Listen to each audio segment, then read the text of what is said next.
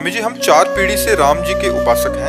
राम नाम का जप करते हैं। ये शिक्षा हमें स्वर्गीय धर्म सम्राट करपात्री जी महाराज जी से 90 वर्ष पहले मिली थी। लेकिन मैं 2 वर्षों से आपका सत्संग एवं एकांतिक वार्तालाप सुन रहा हूँ। महाराज जी, मैं आपके सत्संग से प्रभावित होकर इस शंका का समाधान चाहता हूँ कि मैं राम जी के और आपके बिना नहीं रह सकता। मेरा कल्याण मार्ग क्या रहेगा? राम राम जपिए, हमें अपना दोस्त मानिए, हमें अपना मित्र मान लीजिए और राम राम जपिए। ठीक है? हाँ, खूब नाम जप कीजिए, इसी से मंगल हो जाएगा। और सत्संग सुनते रहिएगा। जब हम राधा बोले कि राधा राधा जपो, तब समझो हमारे लिए आदेश है राम राम जपो। ठीक है? हाँ, आप संशय में मत पड़िए। राम में राधा, माँ में माधव, राम नाम में राधा माधव भी विराजमान है।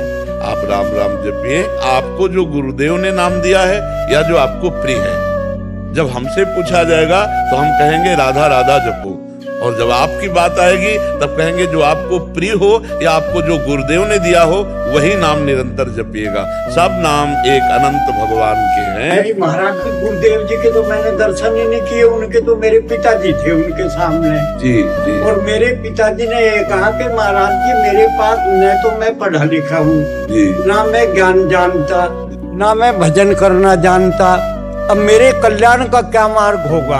तो उन्होंने कहा कि बेटा, जो भी आपको मिले आप सबसे राम राम कहो तो आपका कल्याण हो जाएगा। और मेरे देवता वो परिपाटी 4 पीढ़ियों से चली आ रही है। बस उसी को जाके कुल की जो रीति है गहे रहे सो तौन, समझ रहे ला? जाके कुल की जो रीति है गहे रहे सो तौन, आप बस वही पकड़ लो, राम राम राम, कल्याण हो जाएगा। अरे कल्याण का कल्याण हो जाएगा। मंगल भवन भगवान का नाम है और उससे कल्याण का संशय नहीं। चाहे जितना साधन कर लो, अगर नाम जप नहीं तो अन्य साधन से भगवत प्राप्ति होना बड़ा कठिन है, बड़ा कठिन है।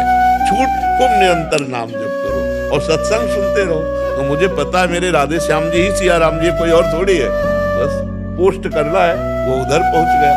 अच्छा, अगर ये देखना चाहते हैं कि ये रूप, तो ये रूप सियाराम जी के पास नहीं मिलेगा, ये रूप राधे श्याम के पास मिलेगा। क्योंकि ये बिका हुआ गुलाम है, ये तो राधे श्याम के पास है। वही हमारे ही सियाराम जी। राधे श्याम और सियाराम में इतना अंतर नहीं, वही है। पर जब सियाराम से मिलन करने की बात आएगी तो वहां ये नहीं मिलेगा। जैसे गोस्वामी जी जब वृंदावन आए, गोस्वामी तुलसीदास जी, तो जिधर देखें उधर राधे श्याम, जो मंदिर का दरवाजा खुले राधे श्याम।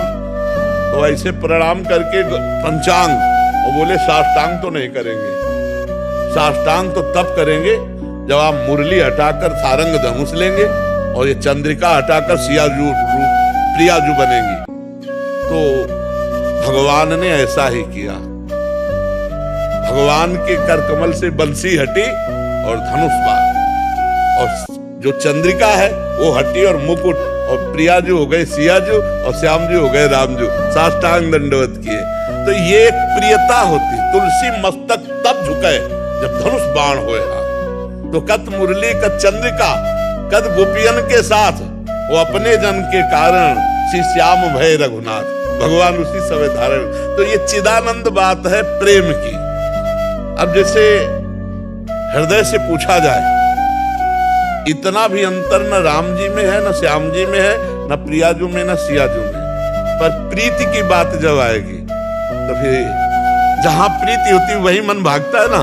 हाँ, ये प्रियता का है तो वही हमारे प्रभु, हमारे ही प्रभु सिया राम। पर प्रियता जहां आती है तो फिर वही, ये तो प्रियता का देश है, वही राम है, वही श्याम है। लेकिन खूब प्रीति करो, जब तक जीवन है खूब नाम जप करो और सत्संग सुनते रहो, बढ़िया आनंद रहेगा।